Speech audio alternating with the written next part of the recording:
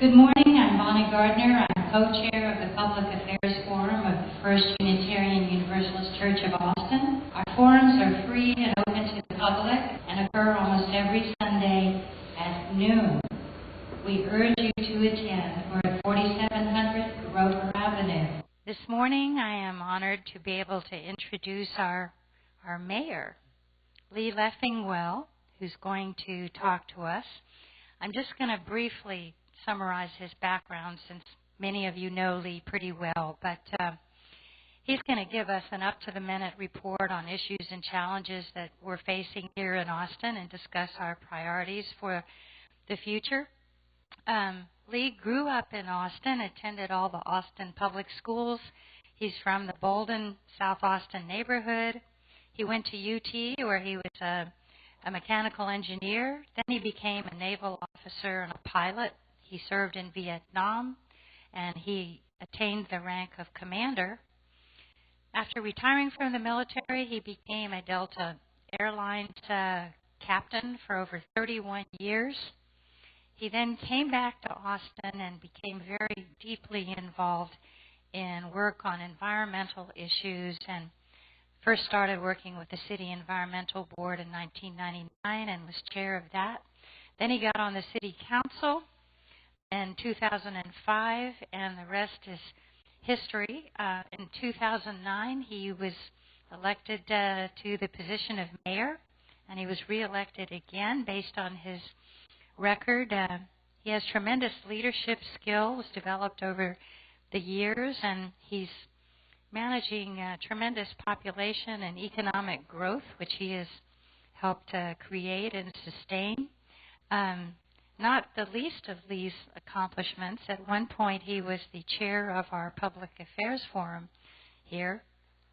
So we appreciate that. Lee is married to Julie Byers, who is a registered nurse, and they still have large extended family here in the Austin area. And we want to thank Lee for his many years of service and his dedication to trying to ensure that Austin has wonderful quality of life and is one of the best cities in America to live in. So thank you, Lee, and we're looking forward to hearing from you.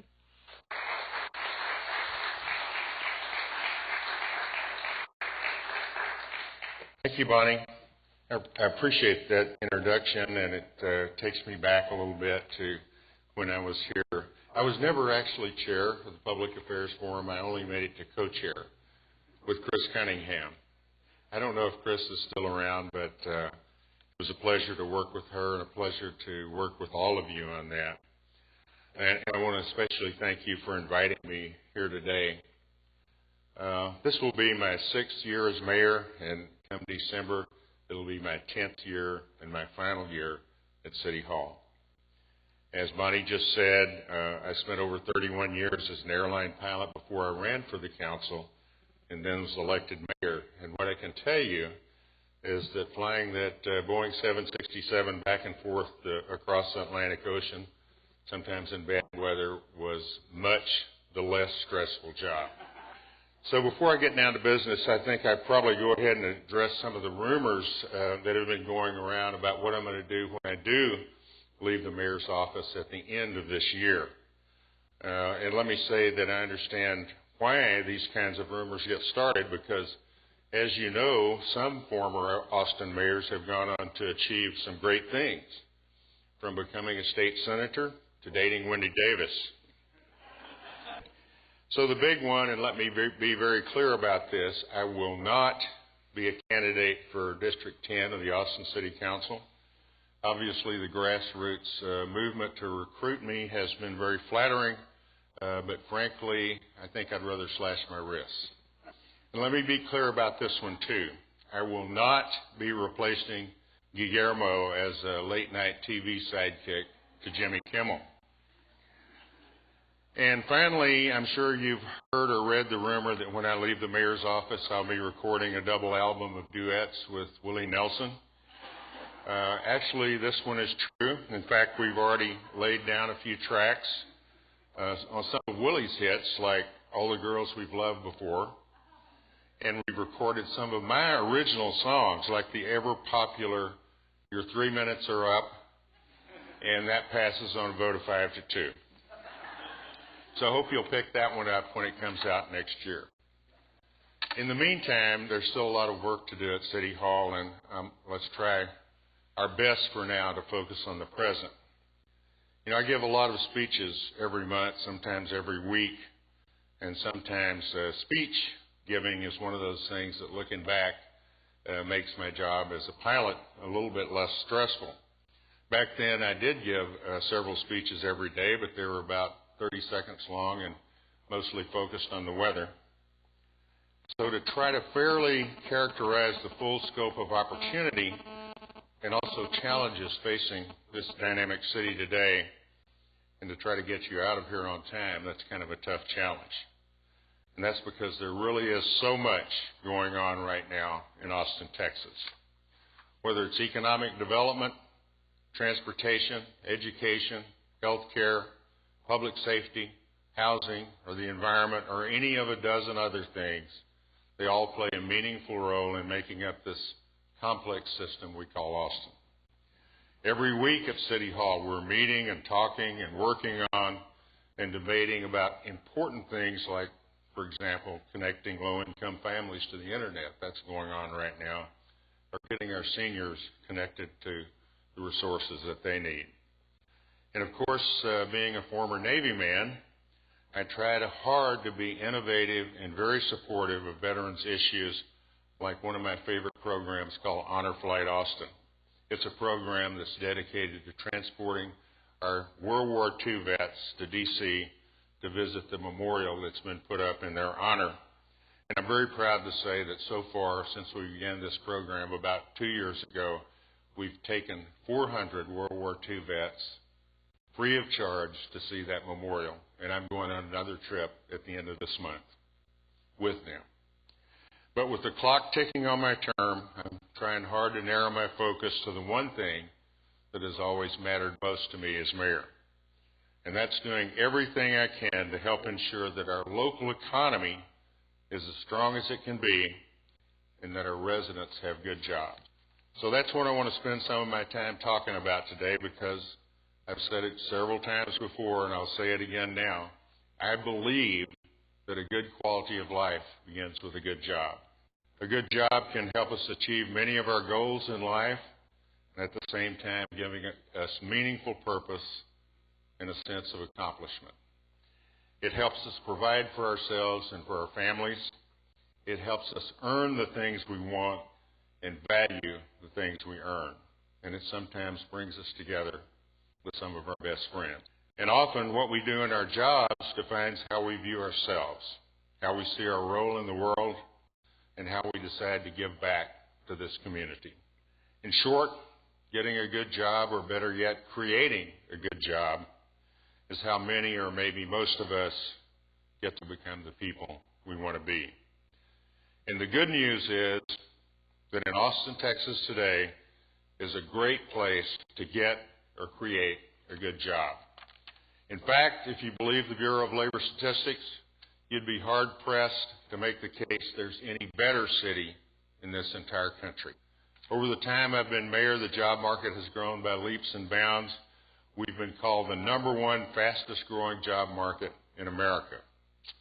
And as recently as this March, just last month, our unemployment rate was as low as 4.3%.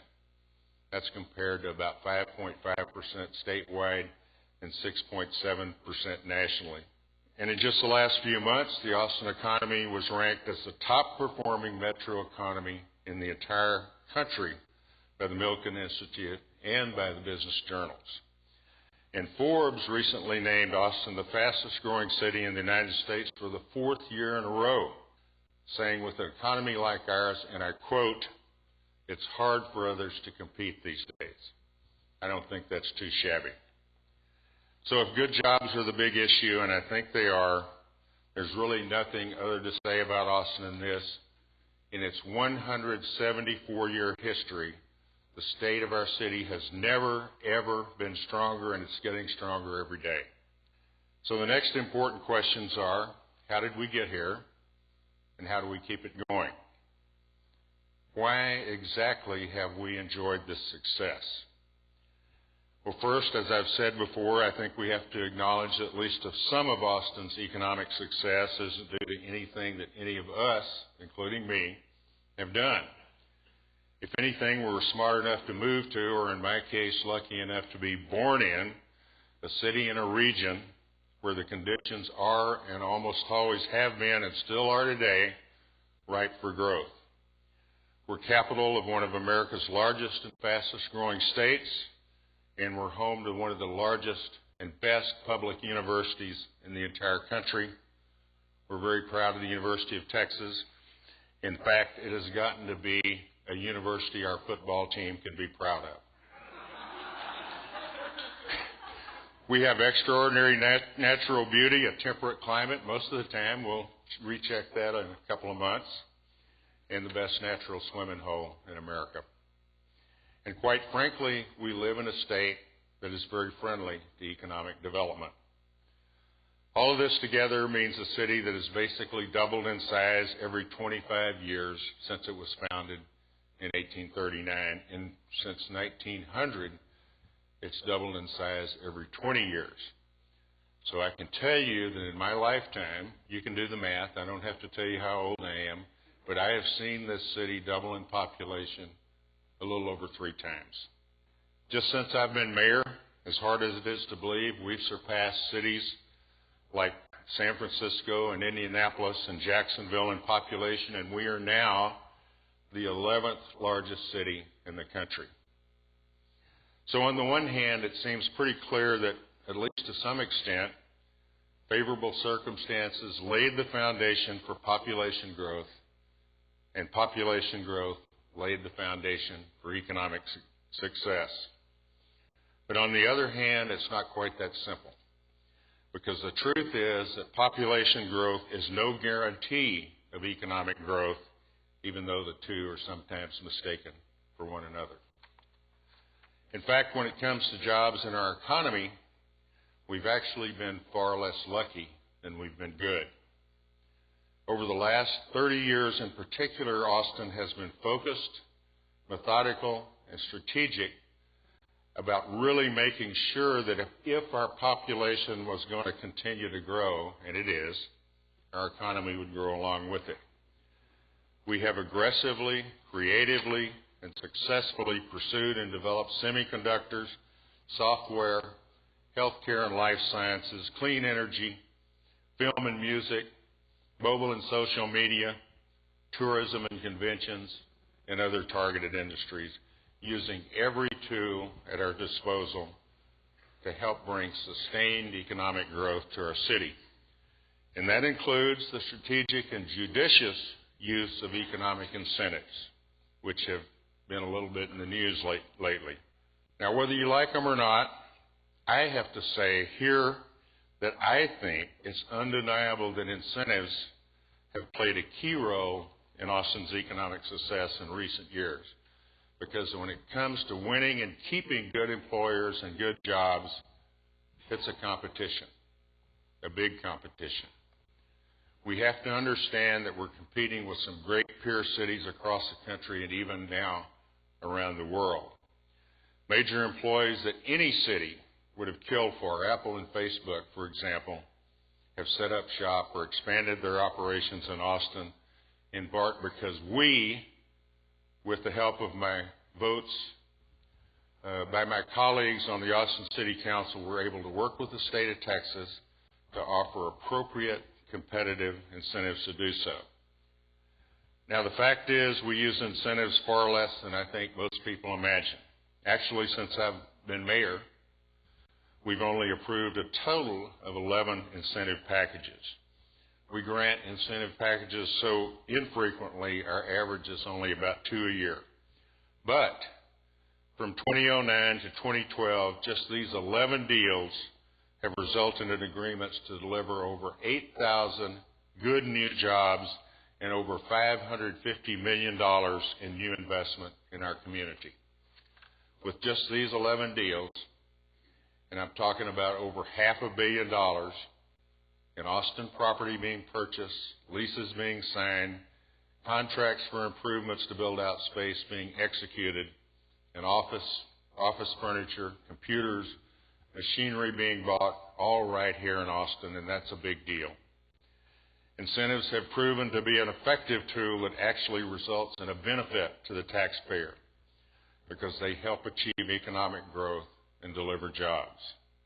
My further view, for what it's worth, is that we shouldn't burden those incentives with other requirements so stringent as to render the benefits moot, as Council recently did with the revision to the basic qualifications. And I do think those changes will seriously inhibit our efforts to remain competitive in the future. But I'll save that speech for another day. So if we go back to the first question, how did we get here? I think the answer is probably twofold. We were dealt a pretty good hand, and we played our cards very well. But the second question, and it's really more important of the two, how do we keep it going? Obviously, to a great extent, what we've been doing is working, and we should keep on doing it. But our job is not done, because while we outpace our peers, we still have over 20,000 unemployed in our region and more than 170,000 people living under the poverty line. So while it seems like we're on top, our work is not finished.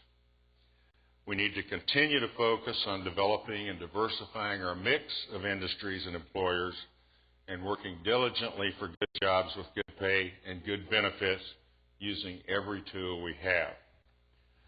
I can tell you that I think we do have at least one special opportunity like that now in the coming together of a few of the most exciting big new projects in Austin's modern history. As I think most of you know, thanks to Austin voters and the vision and determination of a group of community leaders led by Senator Kirk Watson, downtown Austin is about to become home to the new University of Texas Medical School and a brand new Seton Teaching Hospital.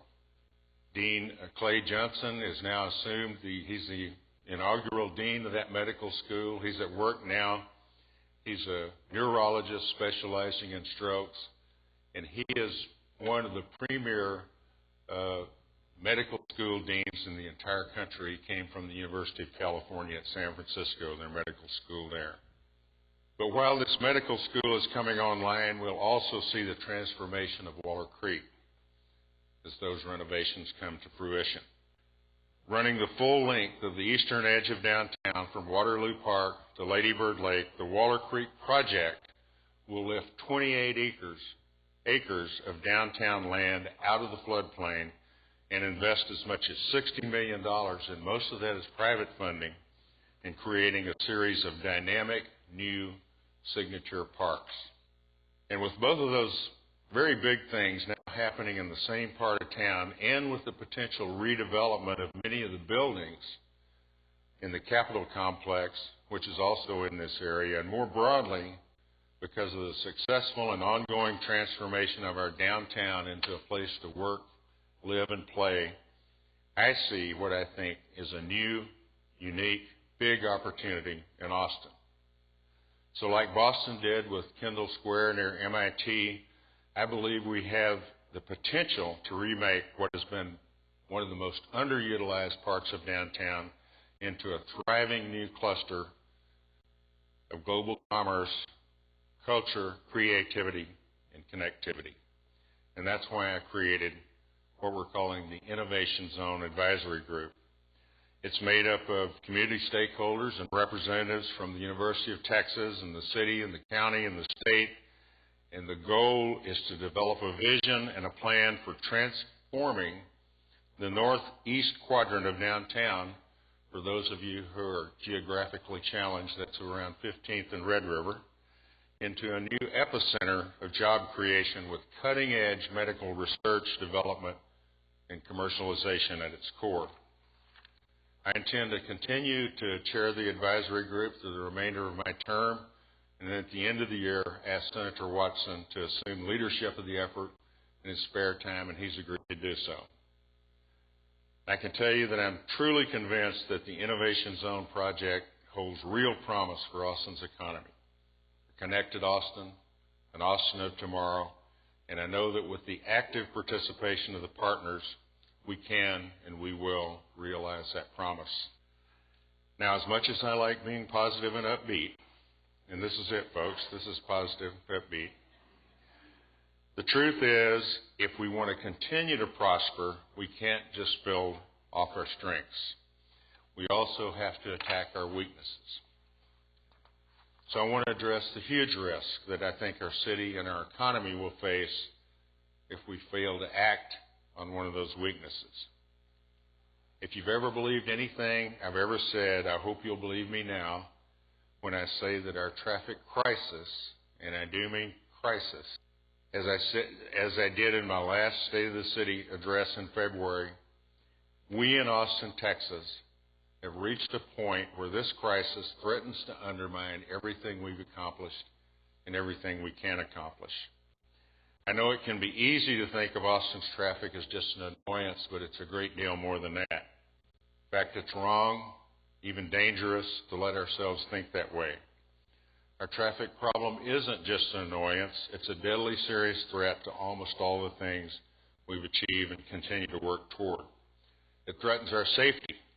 In each of the last 2 years, we've seen nearly 80 traffic fatalities on our roads. That's an unacceptably high and worrisome number. It threatens our environment, especially our air quality. The EPA has recently reset minimum air standard quality standards, and if we fail to meet those requirements, we face possible loss of federal funding for transportation projects in Austin and the entire region of Austin, Central Texas, have been flirting with this federal non-attainment status for several years now. If traffic congestion continues to grow like this, we'll reach it soon and we'll pay a big price if we do. And even more so than anything financial, our traffic problem slowly steals away at what we value the most, and that's our time. According to a recent analysis, a typical Austin driver with a 30-minute commute now experiences about 83 hours of traffic delays over the course of a year. That's almost 2 full weekends a year spent sitting in traffic instead of being home with your family or out with your friends. And you may have read the recent estimate that the Austin metro area net population grows by 110 people every single day. Our best guess is that means 70 additional cars on our roads every single day. That means 490 more cars this week than last week, and 25,550 more cars this year than last year. And in 10 years, in 2024, it's 250,000 new cars on our roads, additional cars.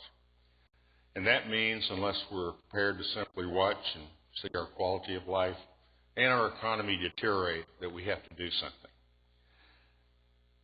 Now, I think it's been fairly said that we got into this mess in the first place by virtue of our own inaction. For years, we did mostly sit and watch as our population grew, traffic got worse. Many people believed that if we didn't build it, they wouldn't come. That hasn't worked, and it won't work. But fortunately, over the last 15 years or so, we finally started to get serious about dealing with our transportation problems.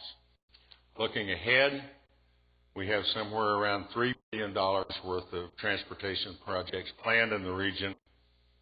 Again, most of that's for roads, not all of it, but most. And I think that's good, and I support it wholeheartedly.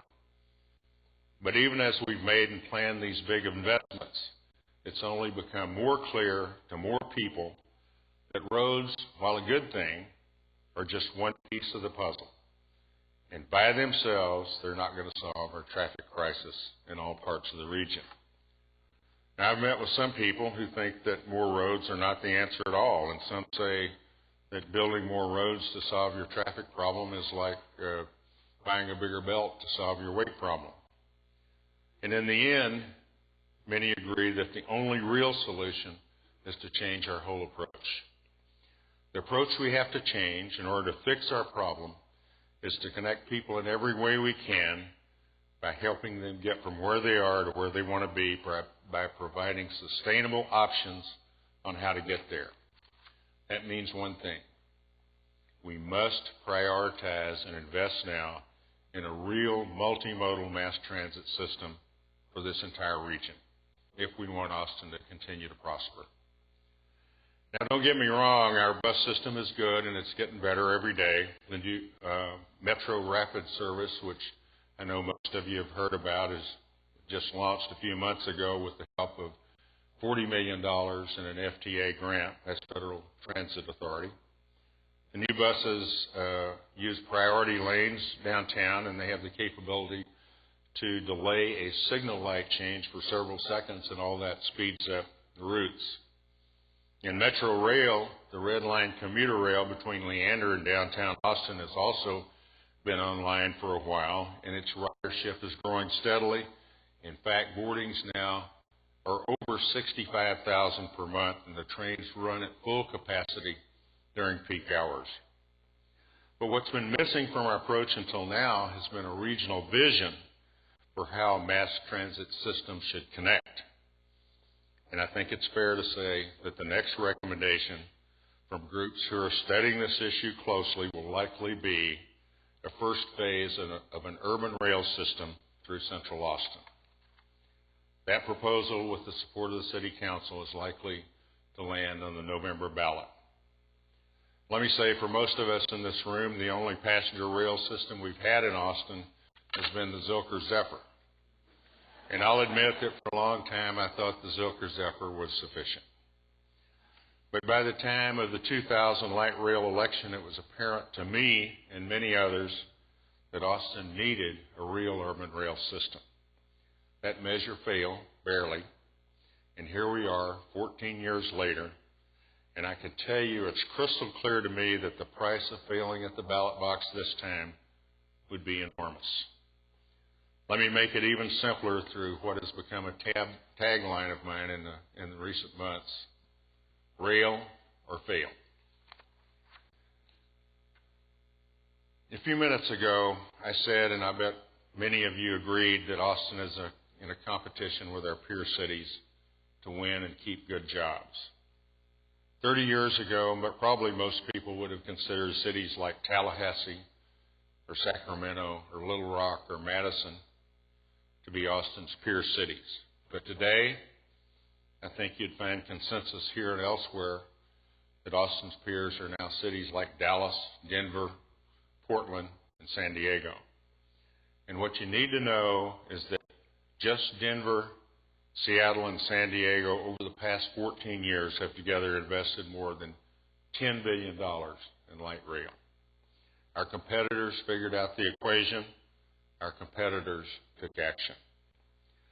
Of course, all the final details for Austin's urban rail matter: the technology, the cost, the funding plan, the route, which we have now, by the way, the operations plan, and more. They're good answers to all of those questions. When we get to Election Day, there will only be one question left: yes or no. I hope you'll agree that the correct answer is yes. Let me finish today by going back to the beginning and say it again plainly. The state of our city is strong. It's never been stronger. On December 27th of this year, Austin will celebrate its 175th birthday. It's Satte Quinqua Centennial. That's 26-letter word. I think we can confidently say that we're living today in what is the golden era of our city's long history. In so many ways, Austin is simply one of the most amazing and most promising cities of the 21st century. We're not without our shortcomings. Nobody is. But for the most part, today, our economy is fundamentally strong and sound, and our community is fundamentally safe, thanks to our great public safety employees and great leadership by our chiefs, Chief Acevedo, and others. Our culture is vibrant and evolving. Our aspirations are for greater equity and justice. Yes, in some ways we've been lucky. but in more ways, we've been good. Our success in Austin has not happened by accident, and it won't continue by chance. The future of Austin is an Austin connected to rail, but also the future of Austin is an Austin connected to good jobs, an Austin that connects our growing elderly population as well as our veterans with the services they need. And by the way, Austin is now the fastest growing city in the entire nation for the population in the age group of 55 to 64. And we're the second fastest growing city in the nation in population of folks over 65. So we need to pay attention to that. Austin is proud to be among the first in the country to have several communication companies that will provide high-speed internet to its residents, but doesn't overlook connecting this service to those who need it the most. And as a new dawn approaches for our form of city government, as we look forward to the most sweeping changes to our municipal government we have seen since it was established, a map of 10 council members from 10 different districts, let us not forget that Austinites are, and always have been, a connected community. If we keep working hard and smart, choose wisely when we reach a big roads, I know we can and we will leave Austin a better place than we found it. And believe me, that's saying something. It has been and it remains the great privilege and honor of my life to serve as mayor of my hometown. And so I say thank you, and may God bless the great city of Austin, Texas. Thank you all.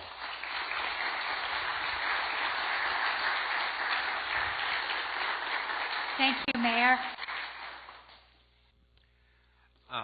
You talked a lot about the rapid growth that Austin is experiencing. One factor that may potentially limit that growth going forward is water supply, and you didn't address that at all. Could you comment on what you think the situation is with I didn't water? address it because I knew somebody would bring it up. Thank you, Douglas.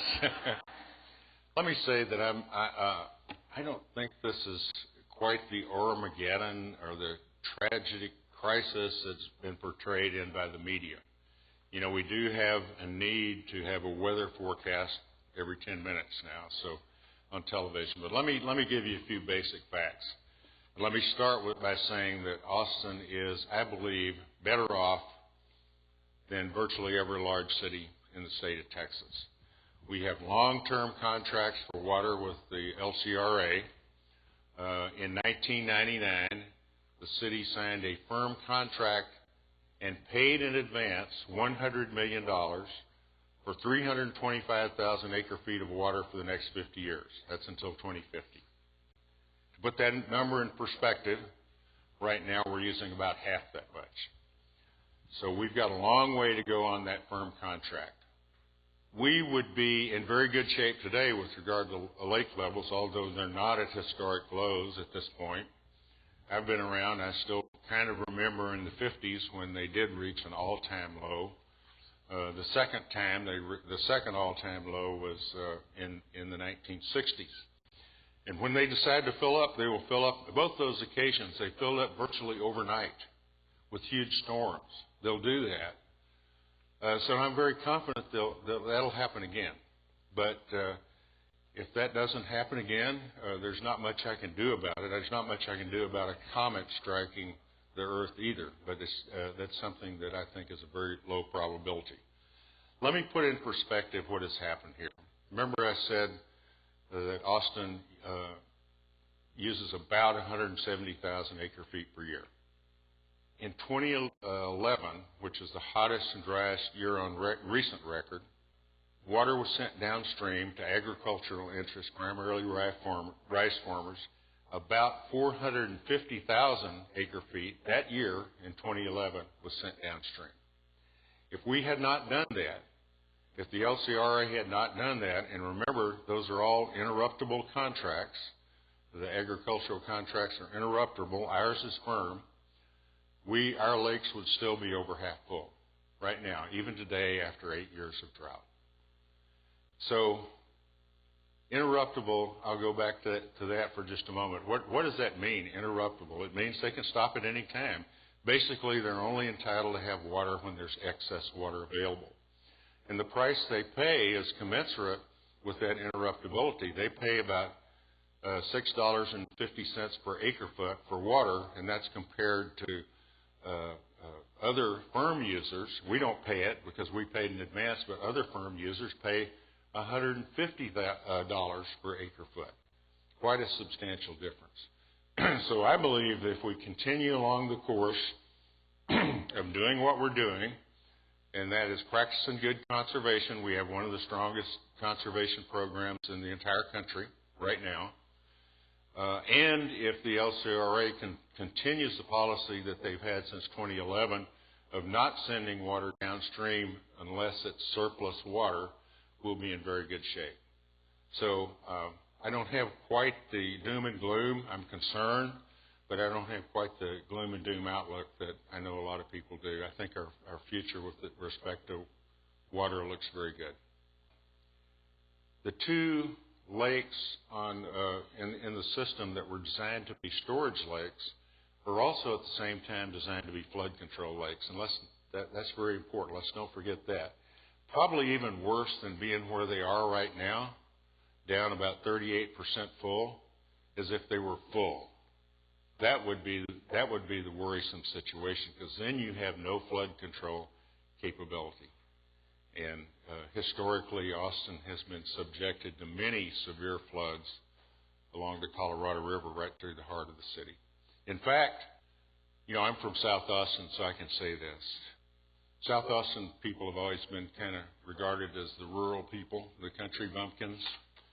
And the reason for that is because they were across the river, and there wasn't any good way to get across the river. For many years, they just used ferries because every time they built a bridge, it would wash out. So that's just a little funny aspect of Austin's history. Even today, people from South Austin are considered to be backward, including me. So my question's about the Brackenridge tract. Yes. I have a sense that it would be naive to think that UT would not do something with it and allow it to remain a golf course. I guess the first part of the question is, do you think they would let it remain a golf course? And assuming they won't, to what extent can the city involve itself with UT in developing and getting something good that goes there? That's a good question.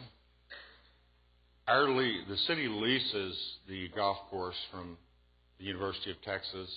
I think right now we're paying almost $500,000 a year to lease that golf course, but our lease expires in 2019. The university has already formally announced that they're not going to renew that lease, that they are going to monetize that asset. So what can the city do? I believe it was in the last session that a new law was passed. Remember, it's state property. We can't really tell them what to do. But a law was passed that if the state or a state agency like the university wants to redevelop a property, they are required to go through the city's zoning process. And so that the city will definitely be a part of the planning when and if that happens. I think it will, quite frankly. The catch is that they're not going to be totally bound by the city's zoning process, because at the same time that law was changed, a state board was created that would have ultimate authority. So let's say, for example, they couldn't agree with the city on how that property was going to be zoned or used. They could appeal it to the state board. It's similar to the board that they have that regulates that area very near here where Central Market is. I'm on that board. I'm on the board along with County Judge Biscoe, but the three other members are state officials. The chair of that board is Jerry Patterson, the land commissioner. So you could, even though the city has that authority, the university still has the ability to appeal that to that board. Hope that's helpful. We have a very unfair tax situation in this state and city. First of all, you hit the average tax, like me, the average taxpayer for everything. The hospital for one. Now, maybe the rail. We don't know about that. And one reason, and I have a letter from Art Corey, you don't have mandatory sales disclosure which we need. And even Rick Perry here, I can let you look at this, says we need that, and homestead should not increase more than 3% a year. Now they can go up to 10%. So I guess I will try to make it a question since I'm obligated to do that. What can we do about our unfair, no state income tax, no mandatory sales disclosure, and we can go up to 10% for property appraisals? Well, Martha, as you correctly noted, all of those are state provisions. So the place to change those laws is at the state level. If you want a different form of taxation, and I would agree with those who say we're so heavily dependent on the property tax here. When you get your tax bill, it includes a bill from 5 different entities. You're going to get part of that is from the city of Austin, and I take this opportunity to mention it's only about 20% of it is the city of Austin. Travis County, another 20%. The big part is the school district. It's well over half. And then you've got whatever your school district is, for about 75% of you, it's Austin Independent School District, but there are 6 other school districts in the city of Austin. And then you've got the community college, ACC, and Central Health. Both of those are like single-digit, maybe barely double-digit tax rates.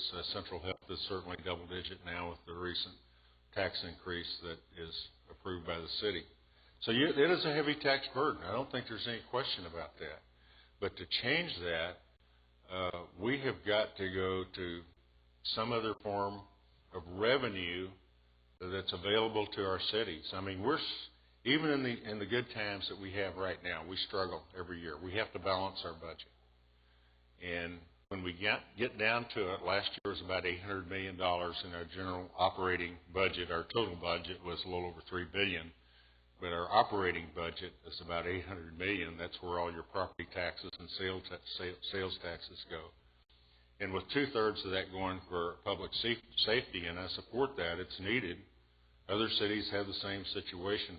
The squeeze continues to be on other very important services that the city faces: parks, libraries, public works, those kinds of things. So we need relief. Around the country, large cities get grants from states, and the state pays for a lot of things they do. We basically get nothing. I understand you have reservations about the net zero carbon footprint resolution that's been passed. Not at all. Could you elaborate? I don't have any reservations about it. I think somebody mentioned that some blog had noted that I had voted against it. I only voted against it because I opposed the creation of a task force to do it. I think we already have an energy generation plan in place, and the basics are already set. As far as improvements go, I think the City Council and all the other committees, the Electric Utility Commission, the Special Council Committee, are adequately prepared to deal with that. I just didn't think we needed an additional citizen task force to do it. I have a question about the railing that everybody's pushing, or at least the leaders of the city are pushing. Where exactly is the rail supposed to go? Because it would be more convenient if there were more around the city or something. I just want to know where it's going, because I will never be riding the rail because it's not convenient for me. Okay, I'm glad you asked that question, because I've been up to my neck in this stuff for almost 2 years now, working on Project Connect, the Transit Working Group, which is a Campo committee, and more recently the Central Corridor Advisory Group, which has recommended or about to recommend a route for the first phase of urban rail. That's important. Remember, it's a phase. It's not the end. What we have developed is a 40-year, $4 billion plan for mass transit. This is the beginning of that. You will probably see a request for somewhere in the nature of $500 million on the November ballot to build this first segment. Now, we had to We had to restrain ourselves, obviously, and we can't do it all at once.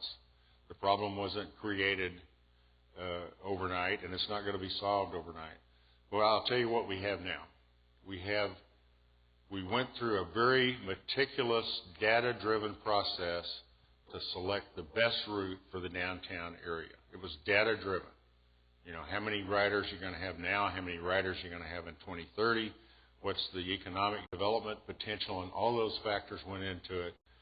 The best two, and we actually settled on two instead of one subcorridor, was extending to Highland Mall, which will serve the new ACC campus there, going down through the University of Texas, right by the Bass Hall, right by Memorial Stadium, right by the new medical school, down Trinity Street to cross Lady Bird Lake. In some fashion, the recommendation from staff is that we do a bridge, but that we haven't totally ruled out a tunnel underneath the river. It solves a lot of problems.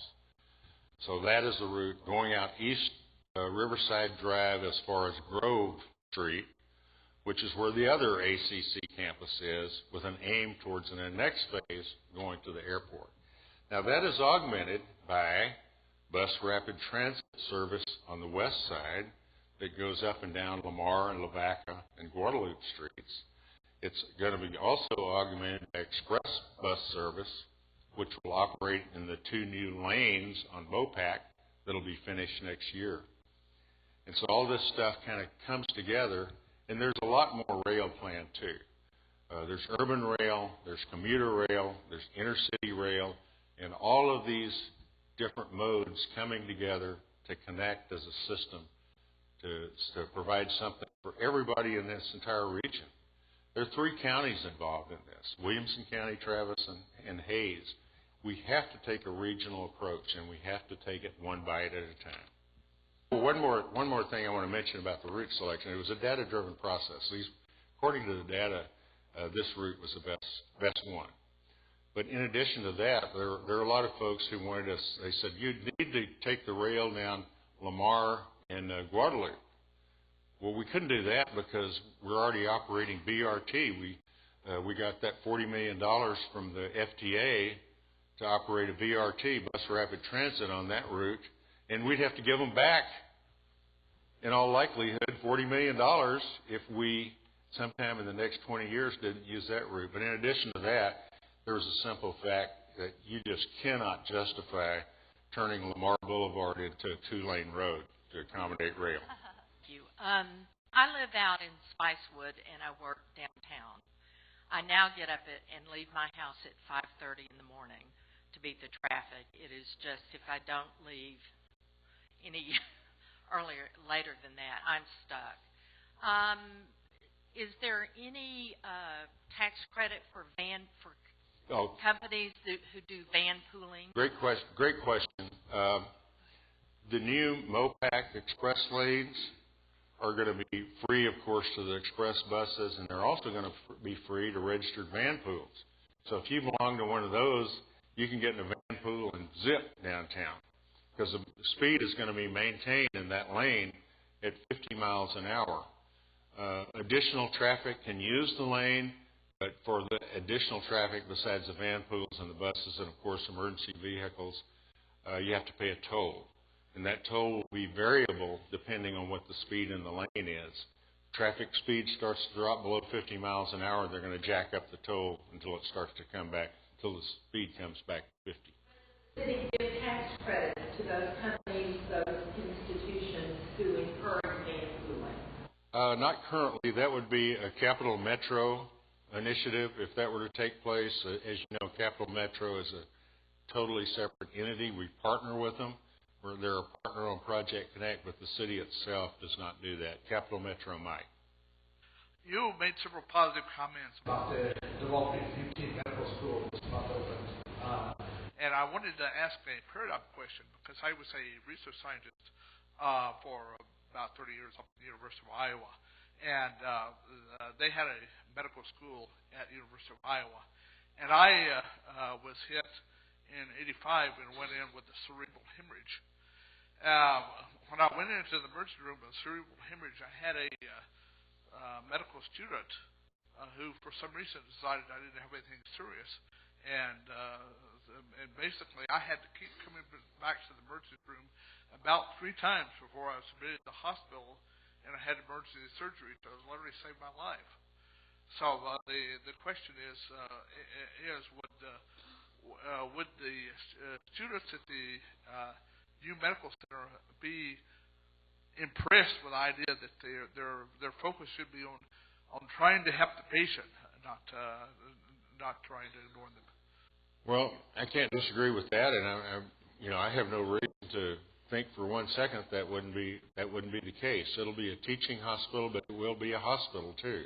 And the new Seton Teaching Hospital will be a modern version of what they have right now, with all the same facilities, a first-class trauma center, actually a psychiatric emergency treatment center, as well as all of the other facilities that they have today. So I'm sure that anybody that uses that facility will get first-class treatment, and perhaps even more so for someone in your situation, since we have a medical school dean who specializes in that particular malady. I'll take the liberty of an addendum. A medical center, you have so many layers of supervision, you often wind up getting better treatment. I have a question about I-35. I live about 300 feet east of I-35, a block north of 32nd in the Cherrywood neighborhood. And I understand that TxDOT has plans to change underpass traffic. If you could explain that a little bit. And also, I understand there's a proposal to submerge I-35, maybe from 1st all the way up to 51st, or at least through downtown, which would be such a lifesaver for those of us suffering on top. And my question there also is, what power does a city, or even a capital city, have with a state agency as far as getting what it wants? A little, but not, mainly influence.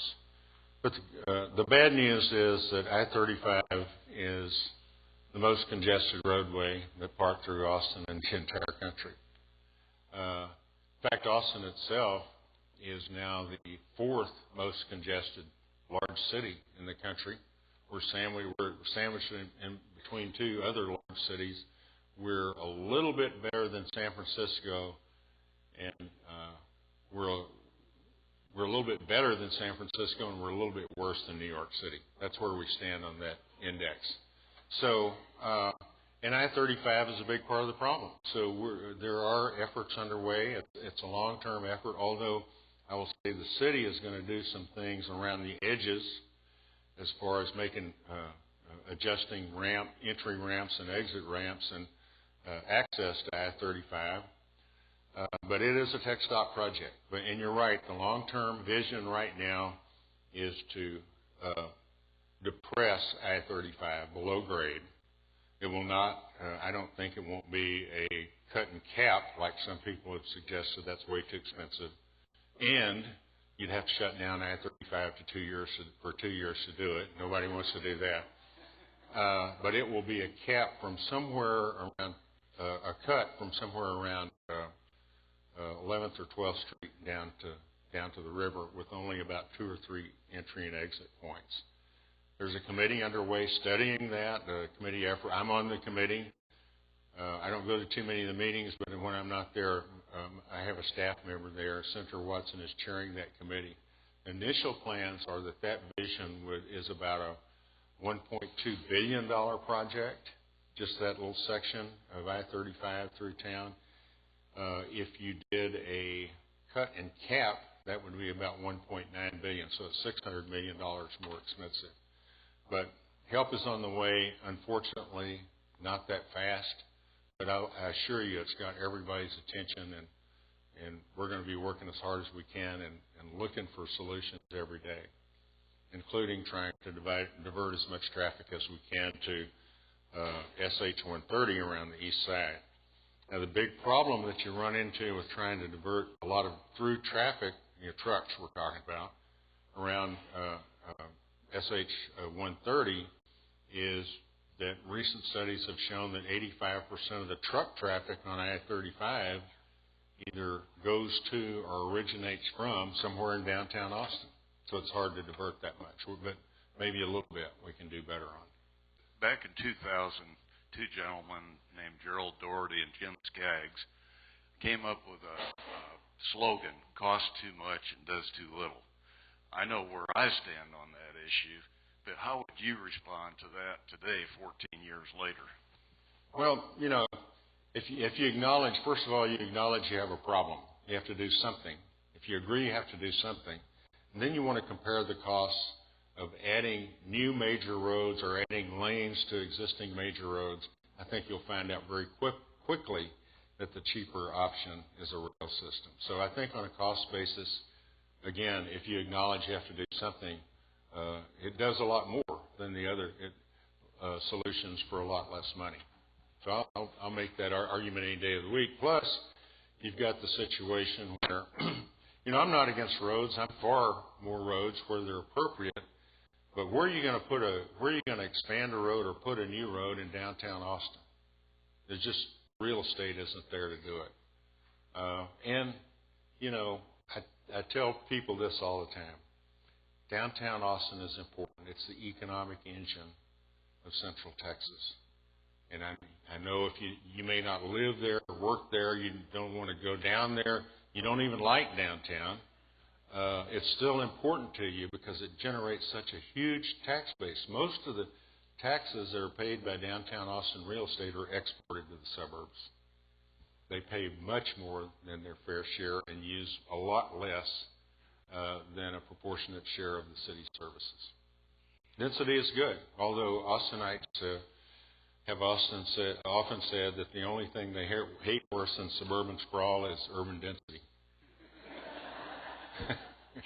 We want to thank you, Lee, for your vision for Austin, your leadership, and your ability to tolerate a lot of frustration and balance so many different interests and efforts to try to secure fairness and the best quality of life for all of our citizens. So let's give Lee, our mayor, a big hand. Thank you all.